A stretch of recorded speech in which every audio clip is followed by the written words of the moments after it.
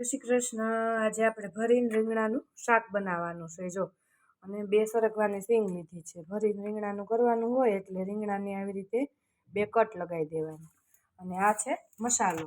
મસાલાની અંદર આપણે માંડવીનો ભૂકો, લસણવાળી ચટણી, ધાણા, મીઠું અને ચણાનો લોટ થોડોક નાખ્યો છે। અને હવે મોણ માટે તેલ અને અડધું ફાડું લીંબુનું નાખી અને મસળીને સરસ મસાલો તૈયાર કરશું। આની અંદર આપણે 2 પાવડા તેલ નાખશું અને અડધું ફાડું લીંબુનું નાખશું। જો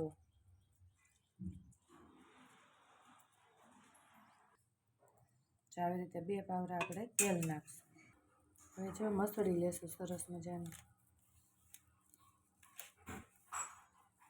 મસળી અને આપણે રીંગણાને ભરી દઈશું।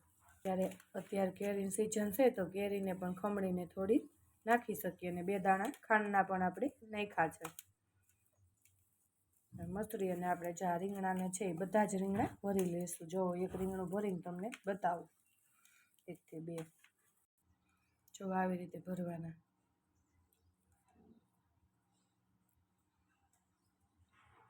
આવી રીતે બધા જ રીંગણા ભરીને આપણે તૈયાર કરશું।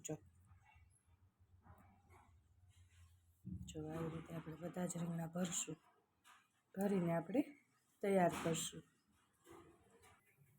જો આવી રીતે આપણે બધા જ રીંગણા ભરીને તૈયાર કર્યા છે।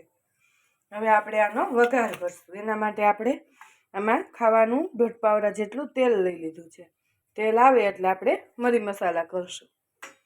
આપણે રીંગણા ભર્યા છે એની અંદર લસણવાળી ચટણી અને ખાંડીને થોડુંક લસણ નાખ્યું છે, એટલે આમાં આપણે લસણ નહીં નાખીએ। આ તેલ આવી ગયું છે। હવે આને આપણે 2 દાણા રાઈના નાખશું।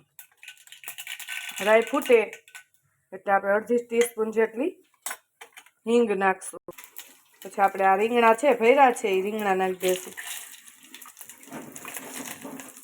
બધા જ રીંગણા નાખી દઈશું।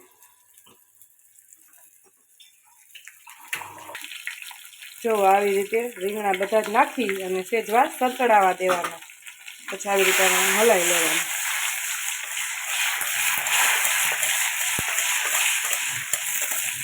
ઉપર નીચે કરશો એટલે રીંગણા સરસ સતળાઈ જશે।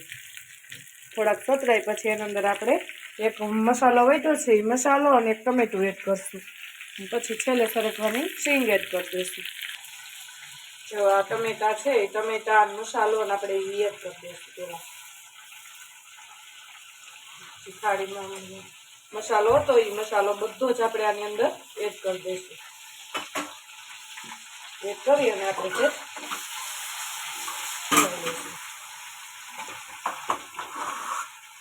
સરગવાની સિંગ છે એ પણ આપણે 2 લીધી છે, એને પણ આપણે એડ કરી દઈશું।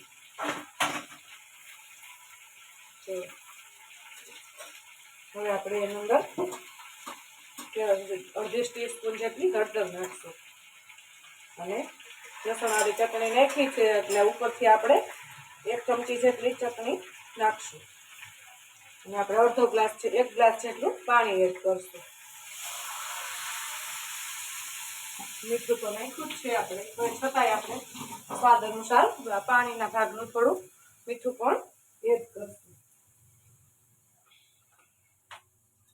પાણીના ભાગનું આપણે મીઠું એડ કરશું। હવે આપણે આને ઢાંકણ ઢાંકી અને આપણે 3 થી 3.5 જેટલી વિસલ કરી લેશું ધીમા ગેસે।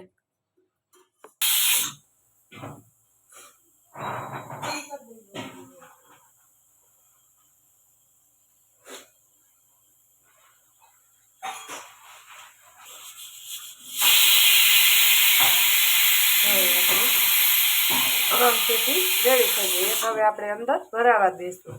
પછી ગેસ બંધ કરી અને આપણે જોઈ લઈશું કે કેવી થઈ છે, શાક કેવું ચડ્યું છે। જો ગેસ હવે આપણું શાક ચડી ગયું સરસ મજાનું।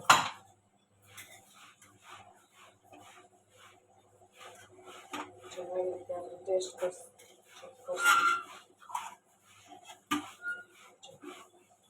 બધા જ રીંગણા અને સરગવો પણ સરસ મજાનો ચડી ગયો છે। જો અને બહુ હલાવી તો થઈ જાય એટલે આને ઓછું હલાવવાનું. જો અમે એની અંદર હવે આપણે ધાણા ભાજી નાખી દઈશું સુધારીને.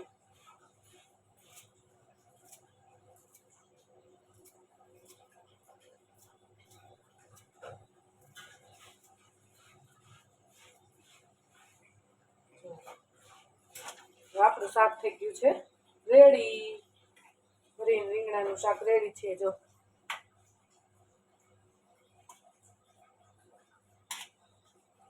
સરસ મજાના રીંગણા પણ ચડી ગયા છે. તો તૈયાર છે આપણું રીંગણાનું ભરેલું શાક. બાય બાય, જય શ્રી કૃષ્ણ. એક રીંગણું તમને ઊંચું કરીને બતાવું જો કેવું ચડ્યું છે. જો તો તૈયાર છે આપણું ભરીને રીંગણાનું શાક. બાય બાય, જય શ્રી કૃષ્ણ.